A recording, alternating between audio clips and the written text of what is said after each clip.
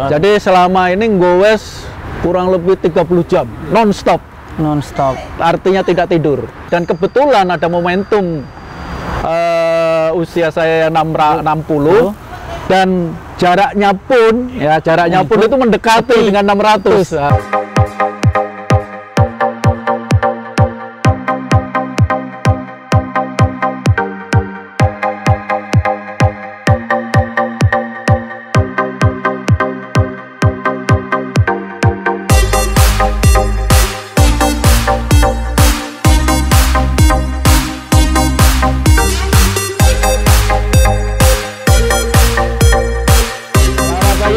Assalamualaikum warahmatullahi wabarakatuh.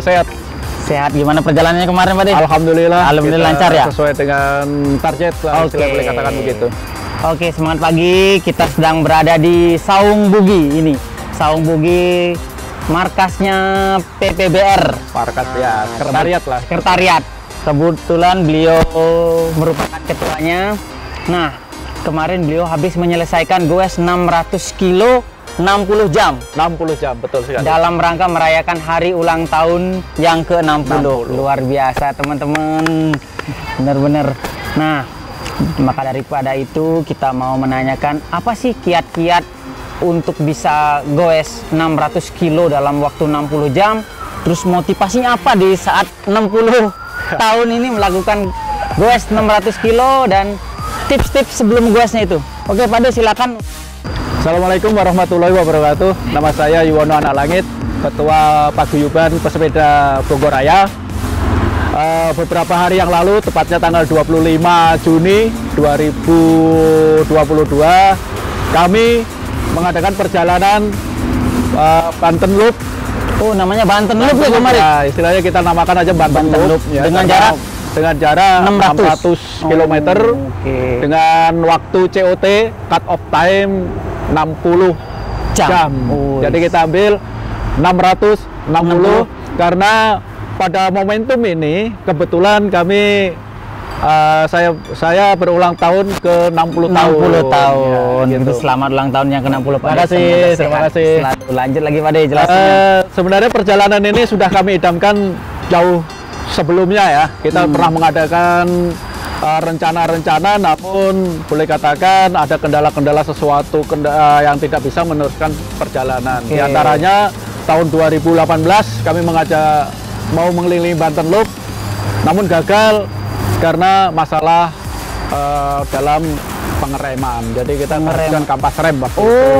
Jadi udah jalan, cuman waktu itu tahun 2018 ya sudah kita jalankan, tapi separuh jalan sampai Sawarna saya balik lagi. Oke. Tentunya ini merupakan cita-cita kami dan kebetulan ada momentum usia saya yang 60 dan jaraknya pun itu mendekati dengan 600. Alangkah baiknya kita dibuat 600 gitu ya. Jadi ada apa istilahnya supaya lebih greget gitu. Benar, Pak De. Dengan COT kita buat juga 60 jam. Mengikuti usia gitu. Jadi istilahnya kepala 6 semua lah gitu. Startnya pun jam 6. Jam 6 pagi. Iya, kita setiap start itu jam 6 pagi. Oke, sangat menarik gitu, Pak De, ceritanya. Bahkan dari 2018 4 tahun lalu menyiapkan kira-kira cita-cita sih sebenarnya, cita-cita kepengen Banten Loop tuh. Nah, ini kan Banten Loop 600 kilo. Bagi sebagian orang yang kayak atlet atau yang muda-muda mungkin nggak berat sih. Ada yang bilang berat, ada yang nggak. Tapi untuk di usia yang ke-60 tahun ini, Pak De, coba jelaskan ke teman-teman buat pemuda persiapannya apa aja sih gitu. Perjalanan 600 kilo ini memang benar, mungkin bagi teman-teman gueser apalagi di Bogoraya ini ya, boleh katakan guesernya sudah nyampe bahkan bukan hanya ratusan tapi bahkan ada yang ribuan. Namun dalam usia yang saya yang 60 ini tentu ada persiapan yang harus serius ya. Karena usia itu tidak bohong lah, boleh katakan begitu kan. Usia itu tidak bohong. Mempengaruhi performa. Jelas. Persiapan kami sejak puasa saya sudah mempersiapkan diri pada Ramadan ya. Iya. Jadi saya usahakan pada Ramadan itu tidak off goes karena ini memang berdekatan. Berdekatan benar. Ya, sejak boleh katakan 3 bulan yang lalu saya sudah mulai persiapan. Di antaranya adalah persiapan yang paling jelas itu kalau menurut saya karena ini perjalanan cukup jauh. Endurance, menguras tenaga. Benar. Yang paling pertama, jujur saya mengurangi berat badan yang pertama. Oke, itu yang utama. Yang utama ya. Bukan mengurangi berat sepeda. Oh, udah kan berat badan dulu. Dan kebetulan kita kan ada ibadah puasa ya. Benar. Ibadah puasa kita istilahnya bisa defisit kalori dari 79 menjadi 71, 8 kilo. 8 kilo bagi gue itu sangat luar biasa. Yes. Itu akan mempengaruhi endurance ya. Benar. Karena kita membawa berat 8 kilo itu cukup sangat berat bagi saya. Sangat berat. Iya. Karena namun dengan turun badan itu bukan berarti kita terus kekuatan kita makin turun karena kita diadakan latihan bersepeda yaitu cukup sih cuma 2 jam per hari gitu. Waktu itu ya kita waktu puasa itu. Terus ditambah setelah puasa tentunya kita mulai meningkatkan performanya yaitu gue jarak sedang. Maksudnya sedang itu di sini bukan kita sedang berapa kilo, tapi maksudnya dari 600 yang kita targetkan kita gue sedang mungkin hanya 150 sampai 200 kilo. Gitu. Setiap akhir pekan itu. Ya, setiap akhir pekan harus ada gue jarak jauh gitu. Oke teman-teman, berarti persiapannya itu yang utama menurunkan berat badan. Intinya menurunkan berat badan kalau saya. Di musim ini berlomba-lomba menurunkan berat sepeda. Karena kalau menurunkan berat sepeda, aduh masya Allah harganya. Iya. Kita menurunkan 100 gram aja mungkin 1 juta harganya kan gitu kan. Bener-bener. Tapi kalau menurunkan berat badan mungkin malah gratis. Dan insya Allah kita malah lebih tambah sehat. Nah, gitu. Itu buat teman-teman informasi yang sangat penting diketahui lah, bukan untuk menurunkan berat sepeda doang, tapi menurunkan berat badan yang utama. Karena melalui latihan tapi ya bukan doang. Betul. Latihan sehari 2 jam ya gue minimal, terus pas akhir pekan 100 kilo deh. Akhir pekan 100 kilo. Oke Pak De, nah untuk Banten Loop kan dari startnya melalui ke Sukabumi, terus sampai Anyer, melewati Jakarta juga. Itu paling berat di wilayah mana Pak De? Bisa diceritakan? Seperti kita ketahui bahwa kontur Jawa Barat ini sangat-sangat luar biasa ya. Boleh katakan kalau kita berkah tinggal di Bogor, buka pintu sudah nanjak. Apalagi ini tantangan Banten Loop itu memang pada hari pertama. Hari pertama yaitu dimana kita start dari Tugu Kujang menuju ke Pelabuhan Ratu. Kalau menurut hemat kami Pelabuhan Ratu kita lewat Cibadak supaya kita tidak menguras tenaga, tanjakannya juga ya lumayan nggak tinggi dan kita mulai dihajar tanjakan yang nggak ada akhirnya itu adalah tanjakan Habibie ya. Mungkin setelah di Ciletuh itu ya. Bukan Ciletuh. Jadi kita Pelabuhan Ratu, Karanghau ke kanan gitu. Karanghau kanan, benar-benar. Terus menuju ke Cikotok. Disitulah kita mulai tanjakannya lumayan celekit lah. Ada yang grade 27% kalau nggak salah itu. 27% berarti hampir standing dong sepedanya. Ya, hampir demit lah ya. Hampir demit. Tapi hanya beberapa meter ya, 10 meter, mungkin ada 20 meter atau berapa itu memang tinggi. Tapi yang lainnya memang grade-nya tinggi-tinggi di atas 20. Rata-rata kalau nggak salah itu kalau dari diukur rata-rata mungkin grade-nya 7 ya rata-rata. Tapi paling tinggi itu hampir 20-an ya. Ya 20-an gitu. Pak, itu pada hari pertama itu. Hari pertama. Nggak langsung niat, wah berat nih, nggak langsung niat hilang gitu Pak De. Apa sih kok bisa hari pertama udah dihadapi tanjakan yang berat kok bisa lanjut Pak De? Ya memang kita sudah antisipasi ya. Artinya itu memang tip untuk touring itu yang pertama adalah kita mengetahui jalur yang akan dilalui dulu. Kita pelajari, jadi kita pelajari ya. Jalur yang kita lalui mulai dari boleh katakan dari start sampai Pelabuhan Ratu juga sudah rolling. Yang rollingan yang paling dahsyat, boleh katakan saya dahsyat, yaitu mulai dari Karanghau sampai ke Gunung Batu, sampai Malingping. Malingping. Sampai Malingping. Iya, namanya dari pinggir laut Menuju kita ke perbukitan, dan itu luar biasa, dan itu merupakan suatu tantangan tersendiri bagi kami. Alhamdulillah tim kami dengan semangat yang luar biasa bisa menyelesaikan dengan baik. Gitu. Untuk di perjalanan menginapnya itu di mana, Pak De? Menginap di jam berapa mulai istirahatnya gitu, biar keesokan harinya bisa goes kembali normal gitu? Di hari pertama itu ada 2 target ya, artinya itu gini, kilometer dan waktu. Karena mengingat cuaca yang tidak menentu, ada hujan, terus panas yang terik, itu juga merupakan suatu kendala yang harus kita hadapi. Kebetulan kemarin cuaca mendukung, namun pada saat tanjakan Habibie, kita diguyur hujan.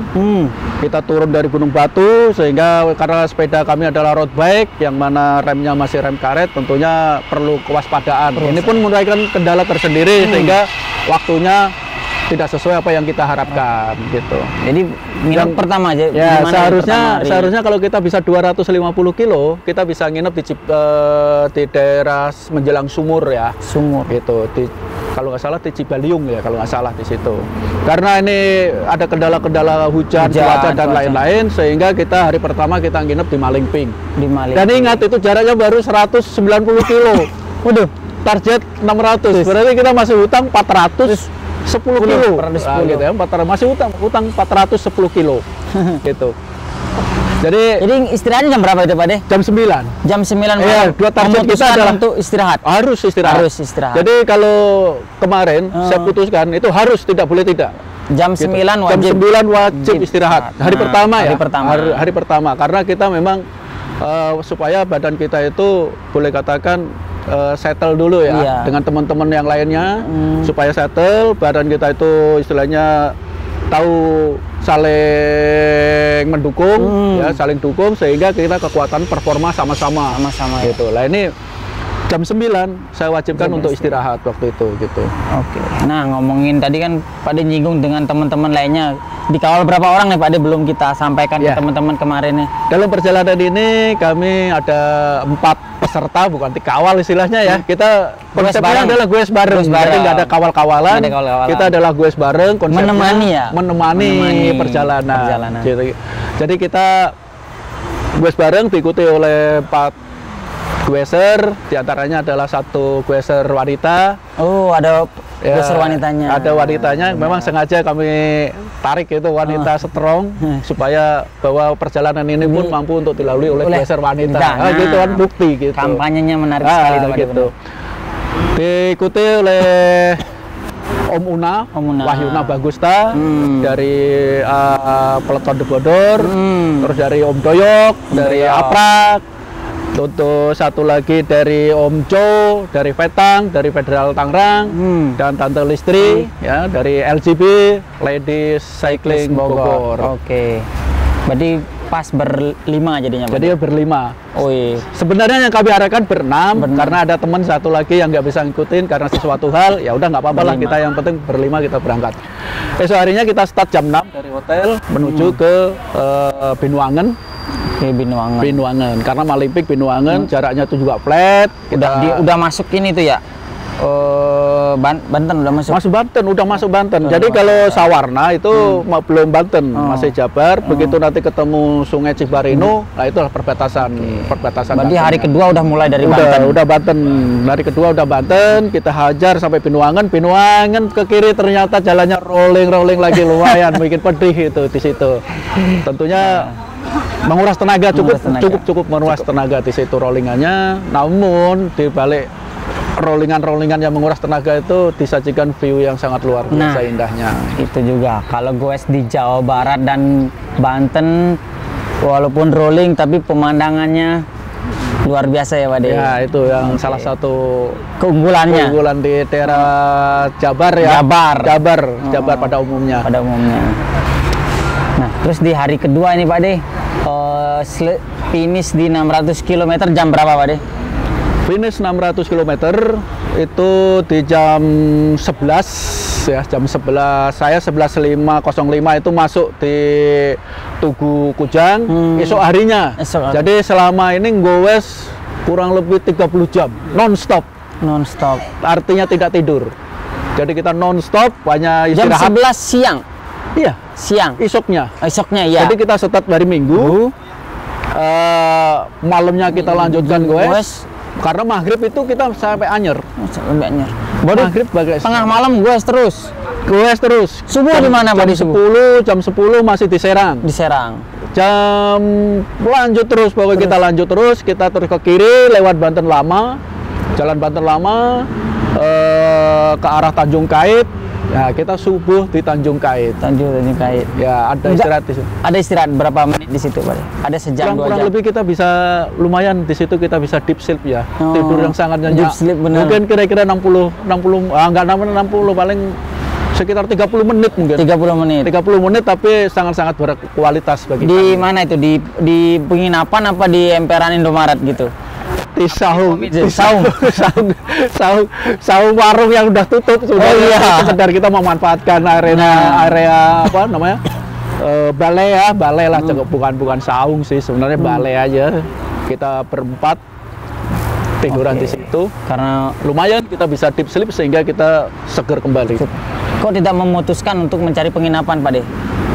Di hari kedua. Kalau hari kedua kalau kita menginap, saya yakin waktu nggak akan kekejar. Okay. Karena kalau kita goes perjalanan di siang hari ada 2 hambatan, yaitu padatnya lalu lintas. Oh, gitu. Makanya malam malahan lebih nyaman ya? Gitu. Oke, terus keesokan dari pagi sampai tengah malam, terus sampai pagi lagi. Nah, pagi lagi jam berapa nyampe di mana itu, Pak? Di Jakarta apa?